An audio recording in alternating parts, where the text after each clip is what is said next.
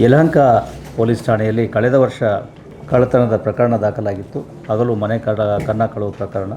ಈ ಪ್ರಕರಣದಲ್ಲಿ ಇಬ್ಬರು ವ್ಯಕ್ತಿಗಳನ್ನು ಬಂಧಿಸಿ ಅವರಿಂದ 180 ಗ್ರಾಂ ಚಿನ್ನದ ಗಟ್ಟಿಗಳು ಇವುಗಳನ್ನು ವಶಪಡಿಸಿಕೊಂಡಿದ್ದಾರೆ. ಒಟ್ಟು ಮೌಲ್ಯ ಸುಮಾರು 16 ಲಕ್ಷ ರೂಪಾಯಿಗಳು ಅಂಥೇಳಿ ಅಂದಾಜಿಸಲಾಗಿದೆ.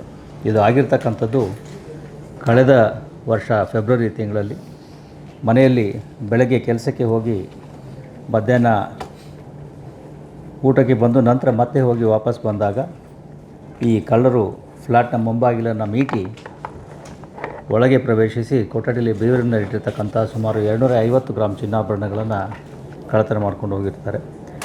ಪ್ರಕರಣದ ತನಿಖೆಯನ್ನು ದಾಖಲಿಸಿಕೊಂಡ ಪೊಲೀಸರು ಇದರಲ್ಲಿ ಸಾಕಷ್ಟು ಕೂಲಂಕುಷವಾದಂತಹ ಮಾಹಿತಿಯನ್ನು ಸಂಗ್ರಹಿಸಿ ಅದಾದ ನಂತರದಲ್ಲಿ ಈ ವರ್ಷ ಈ ಪ್ರಕರಣದಲ್ಲಿ ಭಾಗಿಯಾಗಿರ್ತಕ್ಕಂತಹ ಆರೋಪಿಗಳೇನಿದ್ದಾರೆ ಅವರು ಗುಜರಾತ್ ರಾಜ್ಯದ ಸೂರತ್ ಸಿಟಿ ಸೆಂಟ್ರಲ್ ಜೈಲಿನಲ್ಲಿ ಬಂಧಿತರಾಗಿದ್ದನ್ನು ತಿಳಿದುಕೊಂಡು ಅಲ್ಲಿ ಬಾಡಿ ವಾರಂಟನ್ನು ಹಾಕಿ ಈ 180 ಗ್ರಾಂ ಚಿನ್ನದ ಗಟ್ಟಿಗಳನ್ನು ವಶಪಡಿಸಿಕೊಳ್ಳುವಲ್ಲಿ ಯಶಸ್ವಿಯಾಗಿದ್ದಾರೆ.